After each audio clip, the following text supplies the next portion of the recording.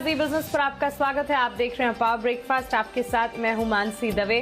भारतीय बाजार के लिए निफ्टी बैंक निफ्टी की वीकली एक्सपायरी का दिन और बुलेटिन की शुरुआत सीधा विदेशी बाजार को समझकर कर लेते हैं। सबसे पहले एसजीएक्स निफ्टी आपकी टीवी स्क्रीन पर हल्की सी बिकवाली यहां पर देखने को मिल रही, करीब 30 अंकों की गिरावट के साथ 12,765 के स्तर पर कर रहा है ट्रेड। हांगकांग के बाजार में करीब 200 अंकों की बढ़त जरूर है, तो ये एशियाई बाजार की तरफ से एक पॉजिटिव कि हांगकांग के बाजार में तेजी देखने को मिल रही है। लेकिन डाउ फ्यूचर्स भी करीब 10 अंकों की मामूली बिकवाली के साथ ही फिलहाल ट्रेड कर रहे हैं। इस बीच 2 दिनों में करीब 1100 अंकों के उछाल देखने को मिले अमेरिकी बाजार में। उसके बाद कल डाउ में 23 अंकों की मामूली नरमी के साथ क्लोजिंग दिखी और 2 दिनों में कमजोरी के बाद नैस्डैक में अब कल के सत्र में 230 अंकों का उछाल भी देखने को मिला। लेकिन विदेशी बाजार में क्या कुछ इंपॉर्टेंट है, कौन से ट्रिगर्स है जिन पर ध्यान रखना है, बताने के लिए हमारे साथ दीपांशु भंडारी जुड़ गए हैं। थोड़ी देर में जी बिजनेस के मैनेजिंग एडिटर अनिल सिंह भी हमारे साथ जुड़ेंगे। आज की पहली रणनीति वो हमें बताएंगे। Deepanshu, good morning. बताएं विदेशी बाजार के संकेत आज कैसे कहेंगे? Good morning Mansi. जैसे कि हम कल भी बात कर रहे थे, इतनी बड़ी रैली के बाद थोड़ा बाजार स्टेबलाइज होते हुए दिख रहे हैं। कोई भारी गिरावट नहीं आ रही है, कोई भी बिकवाली का दबाव नहीं, बल्कि अगर आप देखें तो जापान के बाजार लगातार यहाँ पर शानदार तेजी और आज भी अच्छी ही उछाल दिखा रहे हैं और ज्यादातर एशिया के बाजार पॉजिटिव एक्शन में ही है। एसजीएक्स निफ्टी भी सपाट ही एक ट्रेड कर रहा है, ज्यादा बदलाव ना उधर दिख रहा है ना ही डाउ फ्यूचर्स में दिख रहा है। कल ऑफकोर्स थोड़ी सपाट क्लोजिंग हुई, आफ्टरनून में हम एक्सपेक्ट कर रहे थे कि थोड़ा ज्यादा मूवमेंट आएगा, पर नैस्डैक फ्यूचर्स जो कल आउट परफॉर्म कर रहे थे आफ्टरनून में, शाम को भी वैसा ही एक्शन रहा। एक इंपॉर्टेंट अपडेट, कल जो सिंगल्स डे इवेंट था चाइना में, वहां पर अलीबाबा ने $78 बिलियन की सेल रजिस्टर करी है। ये पिछले साल का डबल फिगर हो गया। पिछले साल इसी दिन $34 बिलियन की ऑनलाइन सेल्स हुई थी, कल $78 बिलियन की सेल्स हुई है। तो एक बहुत ही बड़ा पॉजिटिव ट्रिगर आते हुए दिख रहा है, जिस तरह से कंज्यूमर स्पेंडिंग का एक इंडिकेशन है। कल शाम अमेरिकी बाजारों की बात करें तो एक सीमित दायरे में ही डाउ रहा, 1100 पॉइंट्स की तेजी के बाद थोड़ा थमा है, पर नैस्डैक में रिबाउंड आया और 2% का उछाल रहा। दिग्गज आईटी शेयर्स में 1.5 से 3% तक की खरीदारी देखने को मिली और थोड़ा सेक्टोरल रोटेशन के इंडिकेशन आए, क्योंकि अमेरिकी बाजारों में इकोनॉमी से जुड़े स्टॉक्स, सिक्लिकल स्टॉक्स में आपने मुनाफा वसूली आती हुई देखी है।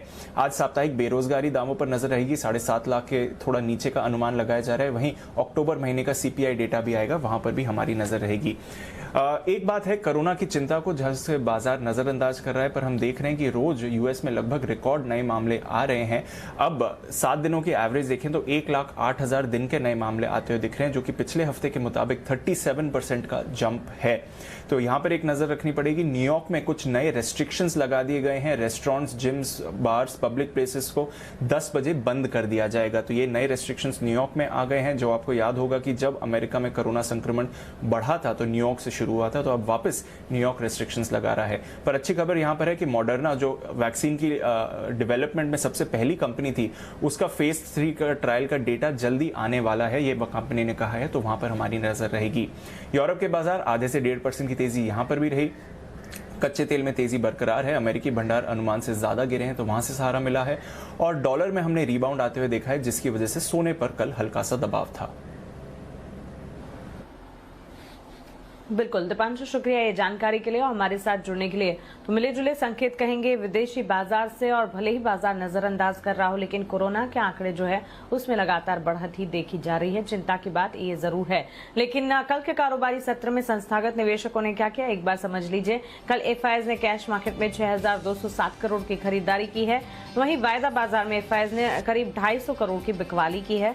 कैश मार्केट में डीआईएस की तरफ से 3,464 करोड़ की बिकवाली आई है। तो महज कैश मार्केट में एफआईआईज की खरीदारी है 6,207 करोड़ की। इसके अलावा डीआईएस कैश मार्केट में बिकवाली कर रहे हैं, वही वायदा बाजार में भी 250 करोड़ की बिकवाली एफआईआईज की तरफ से आती हुई। अब सीधा रुख करते हैं हमारे स्पेशल सेगमेंट का, जहां हम रोज बात करते हैं जी बिजनेस के मैनेजिंग एडिटर अनिल सिंघवी से।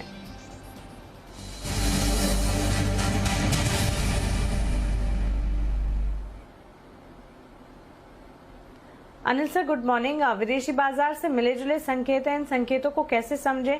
भारतीय बाजार के लिए आज क्या रणनीति होगी? पहली देखिए, उम्मीद के मुताबिक ही अमेरिकी बाजार प्रदर्शन करते हुए दिख रहे हैं। वैसे तो हाँ, थोड़ा सा डाउ फ्यूचर्स ऊपर थे, 7500 पॉइंट ऊपर जब भारतीय बाजार बंद हुए। उसके विपरीत सीमित दायरे में कारोबार करते हुए डाउ बंद हुआ है। लेकिन डाउ के साथ साथ अगर आप नैस्डैक देखें तो नैस्डैक में दमदार तेजी रही, लगभग 2% के आसपास की, तो वो कुल मिलाकर कॉम्पनसेट कर लेती है। और उस लिहाज से विदेशी बाजारों के संकेत बुरे नहीं है।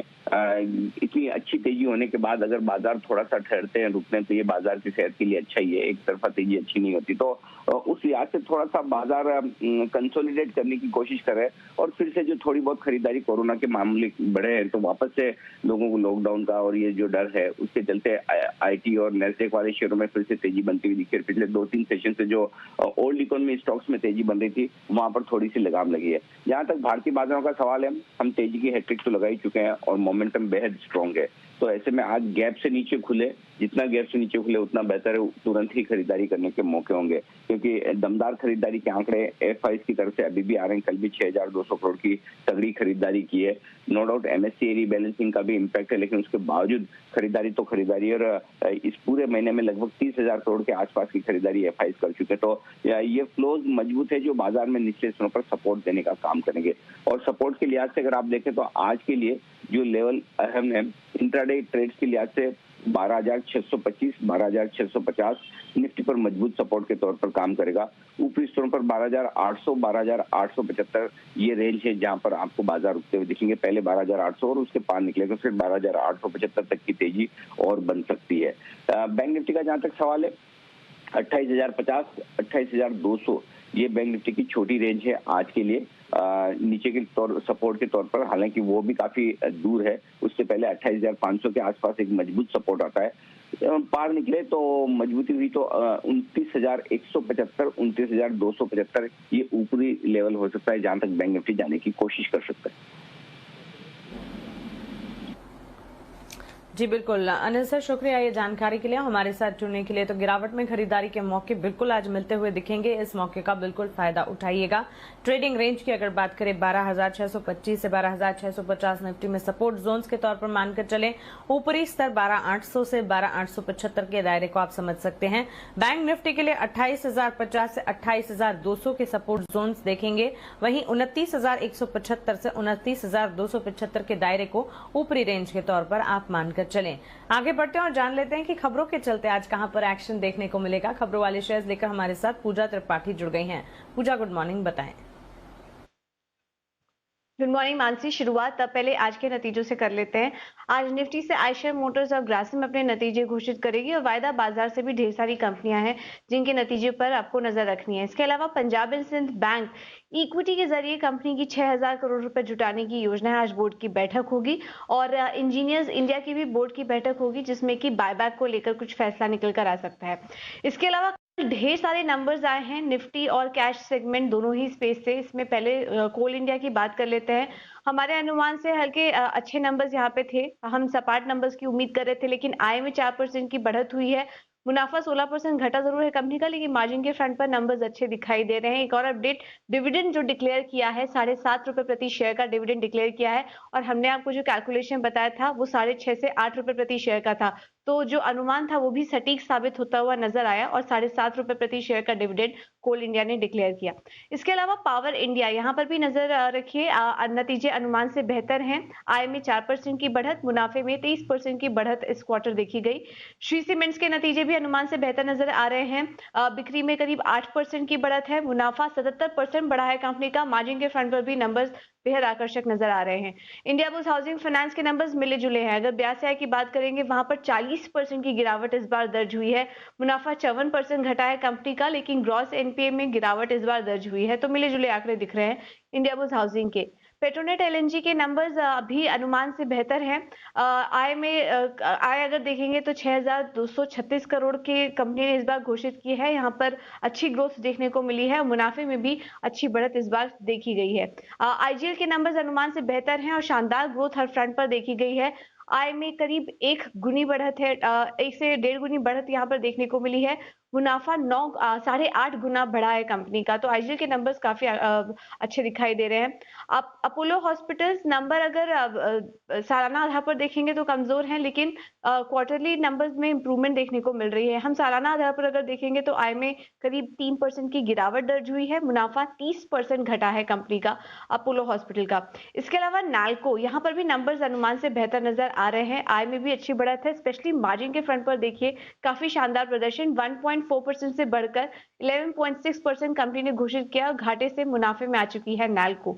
औरोबिंदो फार्मा नंबर्स हमारे अनुमान से हल्के बेहतर दिखाई दे रहे हैं। मुनाफा जो हमने अनुमान किया था एग्जैक्टली वैसा ही नंबर देखने को मिला है। आय में करीब 16% की बढ़त है। मुनाफा 26% बढ़ा है कंपनी का।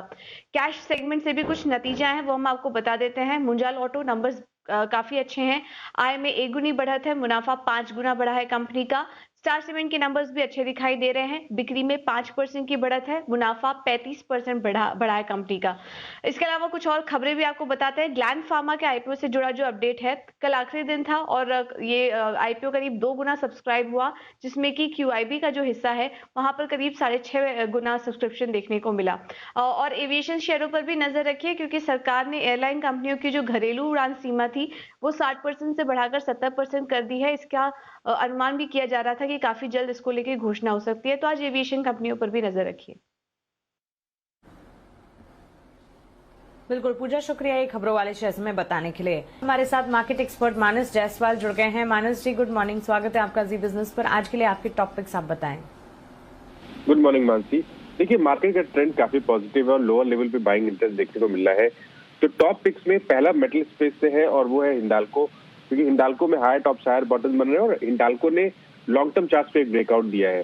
तो हिंडाल्को में खरीदारी करें, 200 रुपए का स्टॉप लॉस लगाएं, 217 के टारगेट रहेंगे मानसी। और दूसरा फार्मा स्पेस से औरो फार्मा है और औरो फार्मा ने अपना 50 डे मूविंग एवरेज ब्रेक किया है काफी बेहतर वॉल्यूम के साथ। तो यहाँ पर खरीदारी करें, स्टॉप लॉसेस रहेंगे 790 के और टारगेट रहेंगे 865 के। बिल्कुल मानस जी, शुक्रिया ये तमाम जानकारी के लिए और हमारे साथ जुड़ने के लिए। तो हिंडाल्को और औरो फार्मा दोनों पर खरीदारी की राय मानस की तरफ से। कमोडिटी बाजार पर हमने अनुज गुप्ता से बातचीत की, एंजल कमोडिटी की, उनकी राय आपके लिए यहाँ पर रख देते हैं। गोल्ड पर बिकवाली की राय दे रहे हैं। दिसंबर कॉन्ट्रैक्ट 50,400 अगर आपको मिल जाए तो आपको बिकवाली करनी है और 49,800 के टारगेट्स को मानकर चले, 50,800 का स्टॉप लॉस लगाइएगा। वहीं क्रूड में उतार चढ़ाव देखने को मिले हैं, लेकिन फिलहाल खरीदारी के मौके बनते हुए दिख सकते हैं। नवंबर कॉन्ट्रैक्ट 3070 पर अगर ये मिल जाए तो खरीदारी कीजिएगा। 3170 के टारगेट्स को मानकर चले। 3020 ये यहाँ पर एक स्टॉप लॉस होगा जिसको आपको मानकर चलना है। तो क्लियरली यहाँ पर ये राय है गोल्ड और क्रूड पर, जिसको आपको फोकस करना है।